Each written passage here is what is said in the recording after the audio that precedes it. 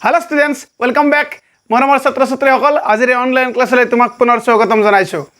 আমি আলোচনা কৰি আছিলো ক্লাছ 10 ৰ এডভান্স মেথছৰ বিন্যাস আৰু জোট এই চেপ্টাৰটোৰ ওপৰত। যিখিনি আমাৰ এডভান্স মেথছৰ ছাত্ৰ-ছাত্ৰী আছে এইখিনি খুব সিনসিয়াৰ ষ্টুডেন্টস আৰু তুমিও এই সিনসিয়াৰ ষ্টুডেন্ট সকলৰ মাজৰে এজন যিকিনে হওক তোমাৰ সিনসিয়াৰিটিক মই ধন্যবাদ জনাইছো। আহা আমি আজিৰ এই ক্লাছটো আৰম্ভ কৰো। আমি ইতিমধ্যে বিন্যাস আৰু জোট এই চেপ্টাৰটোৰ এক্সাৰসাইজ 6.4 ৰ কোৱেশ্চন নম্বৰ 2 লৈকে আমি আটাইকেইটা কোৱেশ্চনৰে সলিউশন আগৰ ক্লাছবিলাকত আমি আলোচনা কৰিছো। যদি তুমি এতিয়ালৈকে সেই ক্লাছ কেইটা চোৱা নাই তুমি সেই ক্লাছ কেইটা চাবা, সেই ক্লাছ কেইটাৰ ভিডিও লিংক ডেসক্ৰিপচন বক্সত পাবা। ওকে, যিকি নহওক তুমি এই ক্লাছ কেইটা চাবা। আজি আমি আলোচনা কৰিম এক্সাৰসাইজ 6.4 ৰ কোৱেশ্চন নম্বৰ কোনটো 3 হ'ব। প্ৰথমতে চোৱা কোৱেশ্চনটো কি দিয়া আছে। প্ৰথমতে কোৱেশ্চনটো ভালদৰে বুজি চোৱাটো খুবেই দৰকাৰী। ওকে, কোৱেশ্চন নম্বৰ 3 যদি NC9 আৰু NC6 সমান হয় তেন্তে NC12 আৰু 17CN ৰ মান উলিওৱা। এটা চোৱা আমাক এইটো দিয়া আছে আৰু এই দুটাৰ মান আমি উলিয়াব লাগে। মনোযোগ দিয়া, ইয়াতে NC12 দিয়া আছে আৰু NC12 ৰ মান আমাক উলিয়াব দিছে কিন্তু আমাক n ৰ মান দিয়া নাই। এইফালে চোৱা 17CN ৰ মান আমি উলিয়াব লাগে কিন্তু ইয়াত আমাক n ৰ মান দিয়া নাই। আমি কি কৰিম, আমাক যেটো তথ্য দিয়া আছে ইয়াক প্ৰথমতে লিখি লম আৰু ইয়াৰ পৰা আমি n ৰ মান উলিয়াই লম। এতিয়া চোৱা আমি কি কৰিম, আমি এইখিনিৰ কথা পিছত ভাবিম, প্ৰথমতে আমি n ৰ মান উলিয়াই লম। হ'ব, এতিয়া আমি লিখিম সলিউশনত কি লিখি দিম চোৱা এইখিনি বস্তু আমাক দিয়া আছিল, ইয়াত লিখি দিম আমি দিয়া আছে কি দিয়া আছে আমাক ইয়াৰ মানটো দিয়া আছে NC9 ইকুৱেল টু দিয়া আছে NC6। এতিয়া চোৱা ইয়াৰ পৰা কোৱা মোক ইয়াৰ পৰা n ৰ মান কিমান হ'ব। ইয়াৰ পৰা আমি n ৰ মান পাম 15 আৰু ইয়াৰ পৰা আমি n ৰ মান 15 কেনেদৰে পাম চোৱা। তোমালোকক মই ইয়াৰে আগৰ ক্লাছ এটা শিকাইছিলো যত সেই ভিডিওটোৰ থাম্বনেইলত লিখা আছিল 5 মোস্ট ইম্পৰ্টেন্ট পইণ্টস বুলি পেলাই। সেই ভিডিওটো তোমালোকে যদি চাইছো, সেই ক্লাছটো যদি তুমি চাইছো তেতিয়াহলে তুমি নিশ্চয় গম পাবা কথাখিনি। যদি চোৱা নাই তুমি ইয়াতে চাই যোৱা, বুজি পাবা। যদি NCR আৰু NCS যদি এই দুটাৰ মান সমান হয়, পুনৰ চোৱা এইটো হ'ল NCR আৰু NCS ৰ মান যদি সমান হয় তেতিয়াহলে দুটা কথা হয়। নাম্বাৰ 1 কি হ'ব পাৰে, R আৰু S সমান হ'ব পাৰে, বা নাম্বাৰ 2 কি হ'ব পাৰে, N equal to R plus S হ'ব পাৰে। এই দুটাৰ কিবা এটা হ'ব পাৰে কিন্তু এই দুয়োটাই একেলগে হ'ব নোৱাৰে। এতিয়া চোৱা যদি NCR আৰু NCS সমান হয় তেতিয়াহলে কি হ'ব, হয়তো R ৰ মানটো S ৰ সমান হ'ব, নতুবা কি হ'ব N ৰ মানটো R আৰু S ৰ যোগফলৰ সমান হ'ব। এতিয়া চোৱাচোন এই বস্তুখিনি এইখিনিৰ দৰে ইয়াত কি আছে NC9 আৰু NC6 দিয়া আছে আৰু এই দুয়োটা কি বুলি কোৱা আছে, সমান বুলি কোৱা আছে। এতিয়া চোৱা ইয়াত প্ৰথম চৰ্তটো R আৰু S সমান। ইয়াত চোৱা R ৰ মানটো কম্পেয়াৰ কৰা ইয়াৰে লগত, R ৰ মান কিমান হ'ব 9, S ৰ মান কিমান হ'ব 6। এতিয়া চোৱা 9 আৰু 6 সমান নেকি, 9 আৰু 6 কেতিয়াও সমান নহয়, গতিকে প্ৰথম চৰ্তটো হ'ব নোৱাৰে। মই তোমালোকক কি কৈছিলো যে এটো মানে হয়তো এটো হ'ব নতুবা এটো হ'ব। যেহেতু এই চৰ্তটো হ'ব নোৱাৰে গতিকে কোনটো হ'ব, এইটো হ'ব। ইয়াত কি দিয়া আছে n ৰ মানটো R আৰু S ৰ যোগফলৰ সমান। এতিয়া চোৱা ইয়াত কি হ'ব n ৰ মানটো, ইয়াত যদি n ৰ মানটো R আৰু S ৰ যোগফলৰ সমান হয় ইয়াত n ৰ মানটো কি হ'ব 9 আৰু 6 ৰ যোগফলৰ সমান হ'ব। গতিকে আমি কি কৰিম, ডাইৰেক্ট লিখি দিম this implies n equal to 9 plus 6 this is equal to কিমান হ'ল 15। আৰু এনে ধৰণে তুমি n ৰ মানটো ইয়াৰে পৰা উলিয়াই ল'ব পাৰিবা। হ'ল এইখিনিলৈকে বুজি পালা। এতিয়া চোৱা তুমি এইখিনিলৈকে নিশ্চয় ভালধৰণে বুজি পালা আৰু তুমি আৰামছে এনে ধৰণে n ৰ মানটো উলিয়াই ল'ব পাৰিবা। এতিয়া তুমি এই n ৰ মানটো উলিয়াই লোৱাৰ পিছত তুমি কি কৰিবা, তুমি NC12 ৰ মানটো উলিয়াব পাৰিবা। কেনে ধৰণে উলিয়াবা চাবা, তুমি ইয়াত লিখি দিবা এতিয়া কাৰ মান উলিয়াব লাগিব NC12 this is equal to চোৱা তুমি এটা কি কৰিবা NC12 ৰ মান উলিয়াবা। কেনে ধৰণে, n ৰ মানটো ক'ত পাবা, n ৰ মানটো ইয়াত আমি পাইছো, ইয়াৰে পৰা আমি n ৰ মানটো ইয়াত বহুৱাই দিম, দিলে কি হ'ব n ৰ ঠাইত 15C12 হৈ গ'ল এইখিনিলৈকে। এতিয়া তুমি মোক কোৱা, তুমি এতিয়া 15C12 ৰ মানটো নিশ্চয় নিজে ভালধৰণে উলিয়াই ল'ব পাৰিবা, হয় নে নহয় কোৱা। তথাপিতো মই তোমাক ইয়াত কৰি বুজাই দিম চাবা। 15C12 ত আমি কি কৰিম, আমি NCR ফৰ্মুলাটো ইউজ কৰিম। NCR ফৰ্মুলাটো কি আছিলে, ফেক্টৰিয়েল n ডিভাইডেড বাই আছিলে factorial r into n minus r। So ইয়াত লিখি দিম ফেক্টৰিয়েল n মানে কিমান হ'ব ফেক্টৰিয়েল 15 ইয়াত হ'ব ফেক্টৰিয়েল 12 ইনটু ইয়াত কিমান হ'ব চোৱা 15 - 12 মানে কিমান হ'ব ফেক্টৰিয়েল 3 হৈ গ'ল এইখিনিলৈকে এতিয়া চাবা এতিয়া আমি ইয়াত কটাকটি কৰিবৰ কাৰণে যত্ন কৰিম চোৱা দে 15 আৰু 12 ওচৰা ওচৰি সংখ্যা সেইকাৰণে আমি কি কৰিম এই দুটাৰ কোনটো ডাঙৰ 15 টো ডাঙৰ 15ক আমি কমাই আনি পেলাই ফেক্টৰিয়েল 12ত আমি এৰি দিম গতিকে 15 ইনটু 14 ইনটু কি লিখিম ইয়াত 13 ইনটু কি কৰিম 12ত ফেক্টৰিয়েল দি পেলাই এৰি দিম হৈ গ'ল এইখিনি এতিয়া চোৱা তলত কি থাকিলে ফেক্টৰিয়েল 12 ইনটু ফেক্টৰিয়েল 3 ক আমি কি কৰিম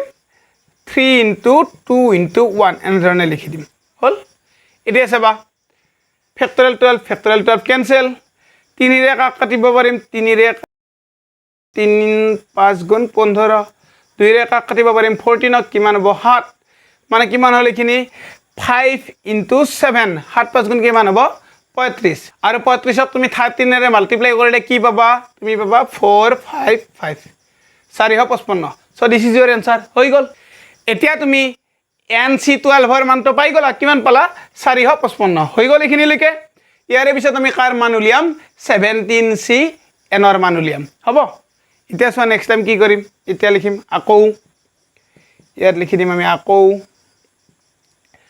17C কিমান আছে n ইকুৱেল আচ্ছা ইয়াৰ মানটো আমি এতিয়া উলিয়াম হ'ব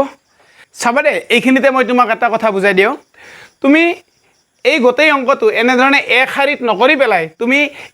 এইখিনিৰ পিছত এইখিনি লিখিলা এইখিনিৰ পিছত এই স্টেপটো তুমি তলত লিখিলা এটো স্টেপ তাৰ আৰু তলত লিখিলা এনে ধৰণে তুমি তলে তলে কৰি পেলাইও তুমি এই গোটেই সলিউশনটো কৰিব পাৰিবা ইয়া তোমাৰ কোনো প্ৰবলেম নাই তুমি এনে ধৰণে এক শাৰীতো কৰিব পাৰা মানে তুমি এই বস্তুটো হৰাইজন্টালিও কৰিব পাৰিবা ভাৰ্টিকেলিও কৰিব পাৰিবা মানে অনুভূমিক ভাৱেও কৰিব পাৰিবা উলম্ব ভাৱেও কৰিব পাৰিবা ইয়া তোমাৰ কোনো প্ৰবলেম নাই হ'ব এইখিনি তুমি ক্লিয়াৰকে বুজি লোৱা এতিয়া আমি 17C n ৰ মান উলিয়াম 17C n ত আমি কি কৰিম 17C n ৰ ঠাইত আমি কি লিখি দিব পাৰিম 15 আমি লিখি দিলো এইবাৰ আমি কি কৰিম 17C 15 ত NCR ফৰ্মুলা ইউজ কৰিম কি হ'ব চোৱা ওপৰত হ'ব ফেক্টৰিয়েল 17 তলত কিমান হ'ব ফেক্টৰিয়েল 15 ইনটু কিমান হ'ব ফেক্টৰিয়েল 17 - 15 মানে হ'ব 2 হৈ গ'ল এতিয়া কি কৰিম চোৱা 17 আৰু 15 ওচৰা ওচৰি সংখ্যা কোনটো ডাঙৰ 17 ডাঙৰ 17ক আমি কমাই আনি পেলাই 15ত আমি ফেক্টৰিয়েল দি পেলাই এৰি দিম গতিকে কি লিখিম 17 ইনটু 16 ইনটু ফেক্টৰিয়েল 15 তলত থাকিলে ফেক্টৰিয়েল 15 ইনটু ফেক্টৰিয়েল 2 ৰ মানটো কিমান 2 ইনটু 1 আলটিমেটলি 2 কি কৰিম আমি 15 কেনসেল কৰি দিম 2 ৰে 16ক কেনসেল কৰি দিম কিমান হ'ব 8 This is equal to কিমান থাকি গল 17 into 8 এতিয়া চোৱা এই দুটা পূৰণ কৰিলে তুমি কিমান পাবা 8 গুণ 56 6 5 136 হৈ গল এতিয়া তুমি চোৱা তোমাক কি উলিয়াব দিয়া আছিল তোমাক NC12 ৰ মান উলিয়াব দিয়া আছিল তুমি ইয়াত NC12 ৰ মান উলিয়ালা তুমি মানটো কিমান পালা 455 তাৰপৰে তোমাক কি উলিয়াব দিয়া আছিল 17CN ইয়াত তুমি 17CN ৰ মান উলিয়ালা তুমি মানটো কিমান পালা 136 গতিকে তুমি এই দুয়োটা ৰাখিৰে মান পাই গলা তোমাৰ গোটেই অংকটো কমপ্লিট হৈ গল এতিয়া তুমি এই সলিউশনটো বহিত তুলি লোৱা কিন্তু এইখিনিতে তুমি মনোযোগেৰে শুনা তুমি এইখিনি বস্তু তুলি লব নালাগে ললেও তুমি বহিত এফালে এসাইডত তুমি লিখি থৈ দিবা কিন্তু এইখিনি বস্তু এই গোটেই সলিউশনটোৰ কোনো পাৰ্ট নহয় জাস্ট এই কনসেপশনটো ইয়াত আমি ইউজ কৰিছো ওকে এটা তুমি বহিত ভাল ধৰণে তুলি লোৱা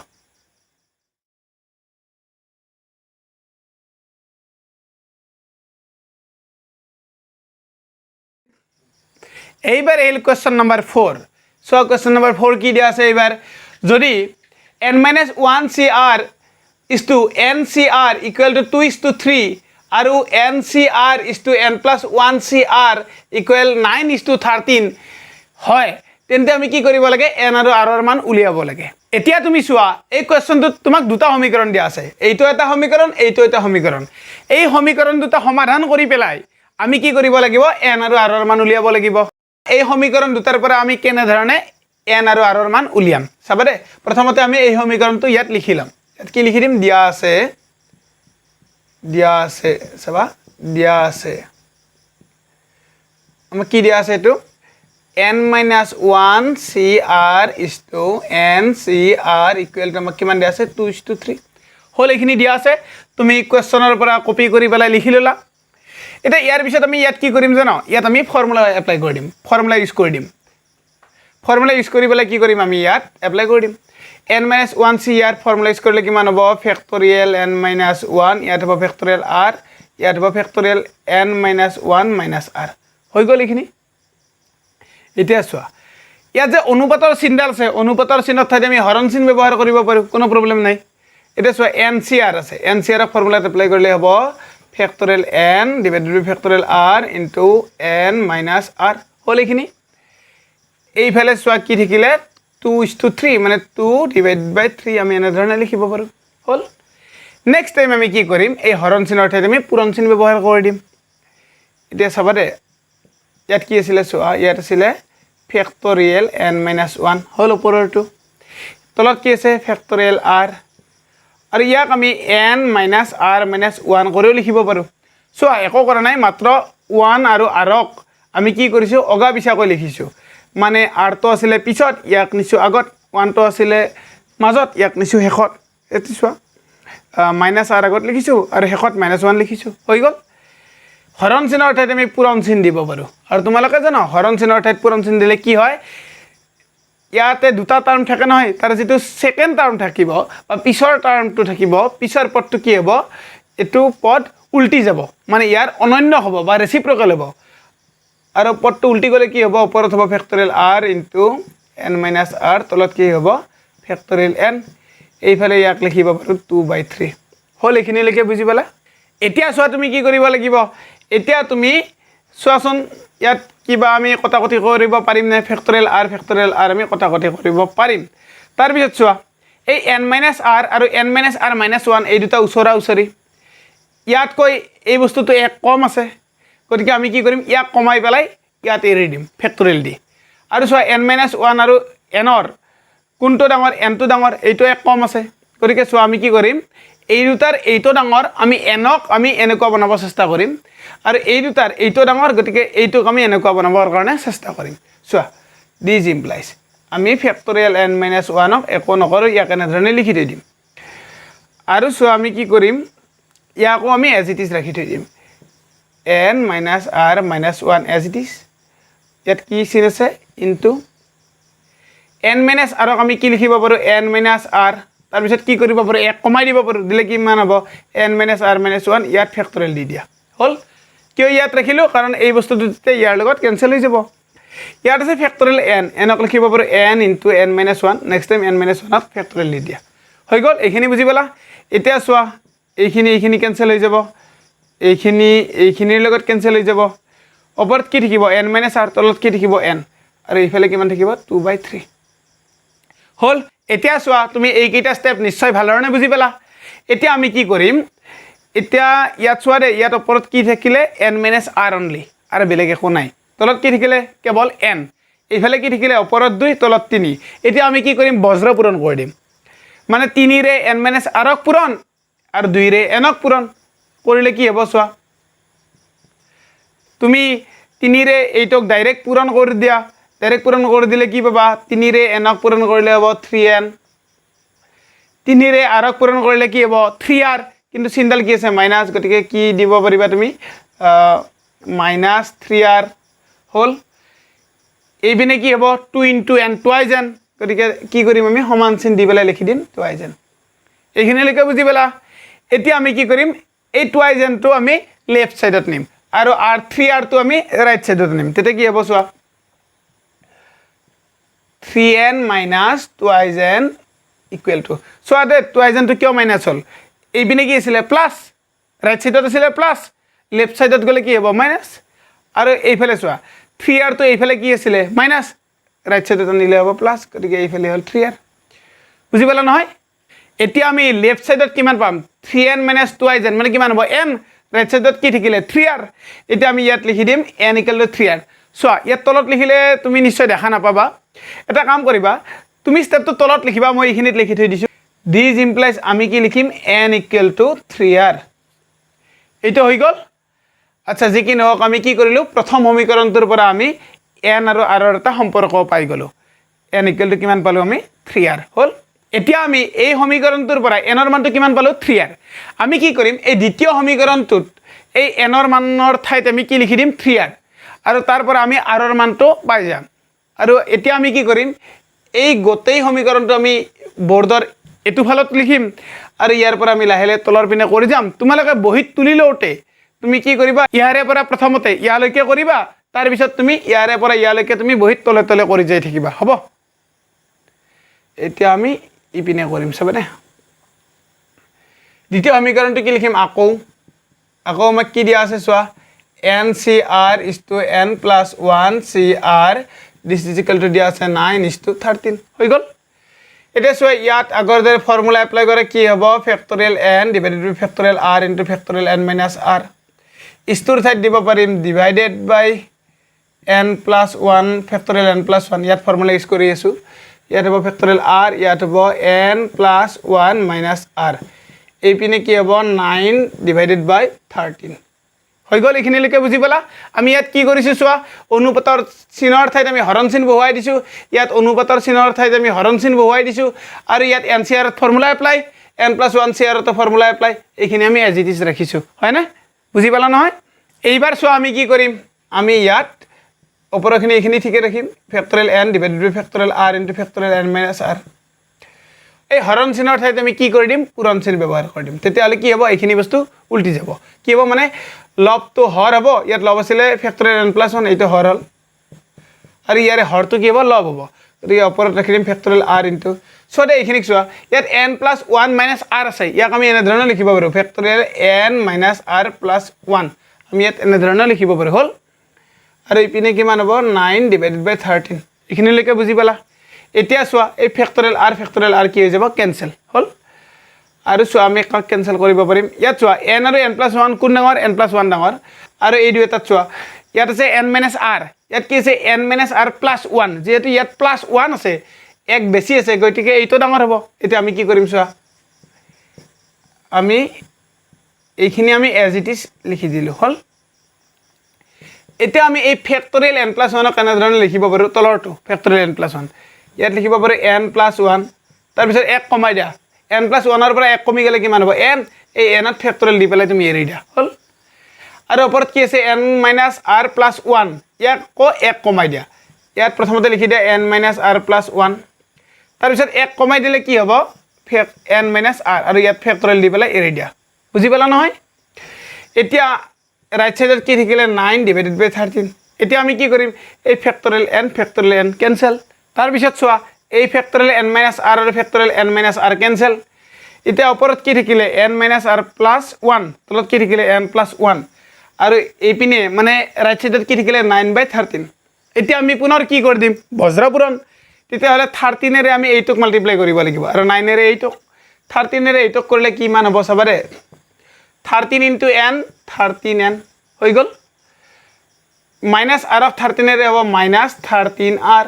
প্লাস 1 হ'ব +13 এতিয়া চোৱা তুমি এতিয়া আমি কি কৰিম এই 9 এৰে আমি n + 1 ক পূৰণ কৰিম কৰিলে কি হ'ব 9 * n হ'ব 9n প্লাস 9 * 1 কিমান হ'ব 9 হৈ গল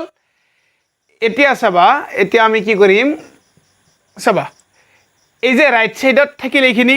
9n + 9 এইখিনিক আমি লেফট হ্যান্ড সাইডত লৈ যাম আৰু লৈ গলে কি হ'ব এই যে +9n আছিল এইটো হ'ব -9n +9 হ'ব -9 চোৱা ইয়াত থাকিলে 13n - 13r + 13 এই পিনে আনিলে হ'ব 9n এই পিনে আনিলে হ'ব -9 দিস ইজ ইকুৱেল টু কিমান হ'ল 0 এতিয়া চোৱা এই 13n ৰ পৰা 9n গলে কিমান থাকিব 4n থাকিলে কি -13r প্লাস 13 ৰ পৰা 9 গলে হল +4 দিস ইজ ইকুৱেল টু 0 হৈ গল এখিনি বুজি পালা এতিয়া চোৱা এতিয়া আমি কি কৰিম জানো না এই n ৰ ঠাইত আমি 3r বহুৱাই দিম ইয়াত চোৱা ইয়াত তুমি সমীকৰণ নম্বৰ 1 দি থৈ দিয়া হল দিলা এতিয়া তুমি কি কৰিবা 4 ইনটু এই n ৰ ঠাইত 3r লিখি দিয়া 3r আৰু বাকিখিনি তুমি এজ ইট ইজ লিখি থৈ দিয়া যি আছে হেয়ে 0 এতিয়া তুমি n ৰ ঠাইত 3r কৰ পৰা পালা সমীকৰণ নম্বৰ 1 ৰ পৰা লিখিলা ইয়া তুমি ব্ৰেকেটত লিখি থৈ দিয়া যে ইয়াত লিখি দিয়া 1 নং সমীকৰণৰ পৰা 1 নং সমীকৰণৰ সমীকৰণৰ পৰা 1 নং সমীকৰণৰ পৰা এইখিনি হৈ গ'ল এতিয়া তুমি কি কৰিব পাৰিবা ইয়াৰে পৰা লিখি দিয়া কিমান হ'ব 3 4 গুণ 12 r minus 13 r তাৰ পিছত কি হ'ব ইপিনে plus 4 equal to 0 এতিয়া সোৱাৰে this implies 12 r minus 13 r ইয়াৰে পৰা কিমান পাবা তুমি minus r plus 4 equal to 0 এতিয়া তুমি ইয়াৰে পৰা কিমান পাবা ইয়াৰে পৰা পাবা তুমি r equal to 4 সোৱাৰে ইয়াত যে মাইনাস r আছে ৰাইট সাইডত আনিলে কি হ'ব প্লাস r ইপিনে কি থাকিল 4 মানে 4 equal to r মানে r equal to 4 ডাইৰেক্ট লিখিব পাৰিবা কোনো প্ৰবলেম নাই নতুবা তুমি এটা লাইন লিখিব পাৰিবা শৰ্টলি লিখাই ভাল যি কি নহওক তুমি r ৰ মানটো কিমান পালা 4 r equal to 4 চাবা r equal to 4 হৈ গল এতিয়া চোৱা আমাক কি উলিয়াব দিছিলে আমাক n আৰু r ৰ মান উলিয়াব দিছিলে আমি r ৰ মানটো পালো এতিয়ালৈকে কাৰ মান পোৱা নাই n ৰ মান আমি পোৱা নাই হয় না এই n ৰ মানটো আমি কৰ পৰা পাম এই 1 নম্বৰ সমীকৰণৰ পৰা পাম কেনে ধৰণে n ইকুৱেল টু ইয়াত কি আছে 3r এতিয়া আমি r ৰ ঠাইত কি লিখি দিব পাৰিম 4 এতিয়া চোৱা আমি n ৰ মান উলিয়াম এতিয়া তোমালোকে কি কৰিবা তলত লিখিব লাগিব ইয়াত মই বৰ্ডত ইপিনে লিখি থৈ দিছো চাবা ইয়াত এতিয়া তুমি লিখি দিয়া এতিয়া হল এতিয়া লিখি দিয়া তুমি এতিয়া তুমি কি লিখি দিবা 1 নং সমীকৰণৰ পৰা আৰু ইয়াক ডাইৰেক্টলি এনে ধৰণে লিখিব পাৰি 1 ইমপ্লাইজ কি বুজাব সমীকৰণ নম্বৰ 1 ৰ পৰা বা 1 নং সমীকৰণৰ পৰা হল কি দিয়া আছে n equal to 3r n equal to 3r this is equal to 3 into r অৰ্থাৎ কি লিখি দিব পাৰিবা r ৰ মান কিমান 4 তুমি ইয়াত 4 লিখি দিয়া গতিকে 3 পুৰণ 4 কিমান হল 12 এটা তুমি n ৰ মান কিমান পালা 12 হৈ গল আমাক কি উলিয়াব দিছিলে n আৰু r ৰ মান আমি r ৰ মান কিমান পালো 4 n ৰ মান কিমান পালো 12 একেইবাৰে হেখত তুমি লিখি দিবা এতেকে নিৰ্ণয় n ৰ মান হল কিমান 12 আৰু r ৰ মান কিমান 4 সোৱা তুমি একেইবাৰে হেখত কি লিখি দিবা এতেকে নিৰ্ণয় n ৰ মান সমান কিমান লিখি দিবা 12 আৰু r ৰ মান আৰু r ৰ মান কিমান হ'ব সোৱা r ৰ মান হল 4 হৈ গল তোমাৰ आंसर কমপ্লিট ওকে এতিয়া তুমি এই গোটেইখিনি সলিউশন বহিত তুলি লোৱা মনত ৰাখিবা তুমি প্ৰথমতে ইয়াৰে পৰা ইয়ালৈকে লিখিবা তাৰ পিছত তুমি ইয়াৰে পৰা ইয়ালৈকে লিখিবা আৰু শেষত ইয়াৰে পৰা ইয়ালৈকে লিখি পেলাই গোটেই অংকটো কমপ্লিট কৰি দিয়া এতিয়া তুমি বহিত ভাল ধৰণে তুলি লোৱা